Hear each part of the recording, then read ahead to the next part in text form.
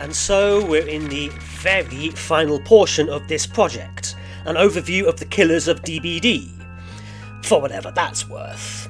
It's been a long and grueling journey, and unfortunately for me, the project has been a massive flop. I have some hard lessons to learn from all this, and I'm putting DBD related content on hold. I do know there are at least 6 people who watch me bang on and on. Please know I love you. I always feel deeply uncomfortable asking for subs or likes, especially at this stage, but I do have a special request. Can someone watch the Plague video? It has 1 view. That makes me sad. Regardless, I'm happy to contribute something I spent a stupid amount of hours in by now. Yeah, I'm advanced now. 2v8 really pushed me over the edge and I couldn't get enough for both sides. Now that vid actually did quite well, and I've got more to say, but I'll save that for the end if anyone's still watching. I still have a job to do. I've started the DBD project, so I'll finish. And the final leg has presented me with a strange surprise. As I plotted all this data, I realised the automatic tallying system I had from the project was still functional. So I decided to run the equation on each killer to find their serial killer type, even though only a few of them are actual serial killers. None of this had any basis in science whatsoever, and at this point, yeah, it's just morbid curiosity. But there were some interesting results in what I originally called my indexes. The pain index was first, documenting physical trauma the subject went through. Between beatings, bullying, and tyrant fathers, Trapper, Clown, and Twins all scored high, but it should be no surprise that Hillbilly scored the most in this category. His life had been constant agony. The second index is the Despair Index, which looks at mental trauma. The high rate of bereavement ensured everyone was represented here, but the Twins were easily the standout in this category. The Madness Index was next. This looks at mental illnesses and strange occurrences in trauma history, and it's actually the Spirits that scored the highest. This is because of my amateur diagnosis of BPD and bipolar disorder. I think there are others who are crazier, and Artist, Doctor, Trickster, and yes, the Oni were all up there as well. What was much less well explored was how devious they were. Virtually none of them had that type of serial killer MO to them.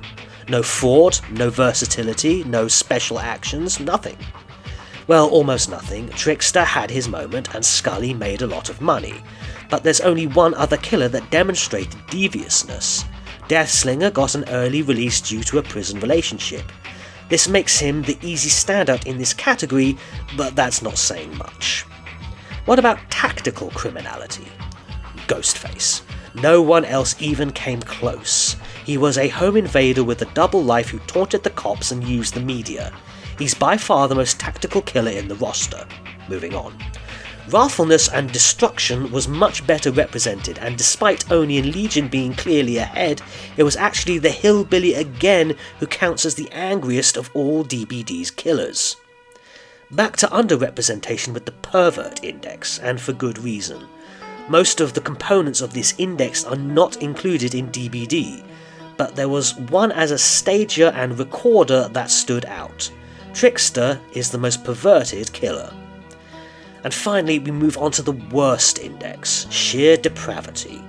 The usual suspects did indeed show up, Doctor, Clown, and Trickster. But the worst was a tie between the comparatively oblivious examples of the Huntress and the Oni. That one is a bit of a surprise. I've come this far, I might as well calculate my super indexes, which I used for the finale of my main project. The broken super index was dominated by the Twins. Hillbilly, Clown, and Spirit tied for second place. Strategic super index was Ghostface, and once again, only Trickster was in a distant second. But the very worst of the worst in raw malevolence, there was a lot of competition. Huntress, Ghostface, and Hillbilly were all in the depths, but they fell behind Clown and Trickster, who both jockeyed for second place. The worst of the worst, however, was the Oni, a spree-killing arsonist, a family-murdering trophy collector, and a child-killing, cruel and unusual inflicting serial torturer with very little in the way of trauma history. He is the worst of a bad bunch.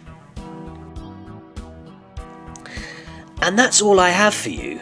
I honestly don't know if this series of videos was my introduction or my goodbye. I don't know if I can keep making these, I just wanted to know what it felt like.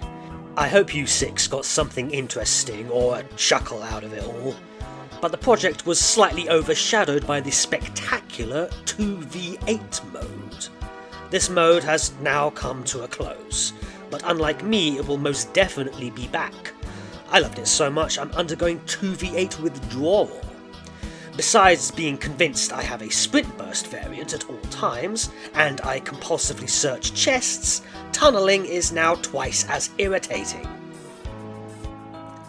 Are you seeing this? This is not fun. And now that I've seen how things could be, I'm supposed to go back to this? But I know the truth. There's no going back. You've changed things. Forever. Dead by Daylight, without tunneling, without camping or slugging, without hook sabos, diminished flashlights, spread responsibility for both sides, and a core gameplay loop not cluttered with so much garbage. Make no mistake, this is the future. Oh, who am I kidding? I'm still gonna keep playing classic mode and putting myself through hell. This game is built for sadomasochists. I'm now showing the previous game, as Jonah Vasquez, and guess what point I'm trying to make?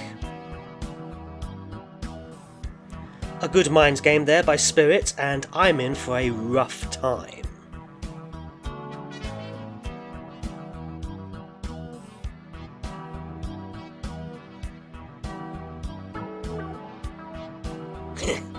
Good old decisive strike.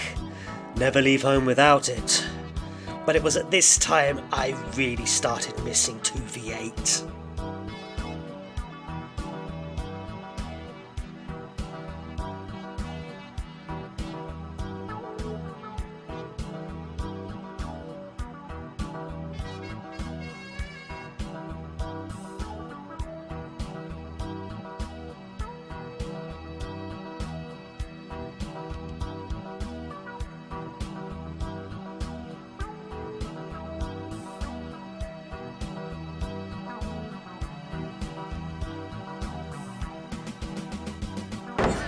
Okay, I do have to admit I'm really happy to finally get that ruddy challenge, hence the build I switched out for the next round.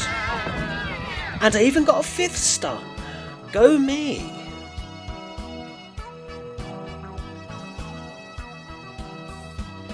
My team actually got 2 flashlight blinds against her, so credit where it's due. They all know what's going on.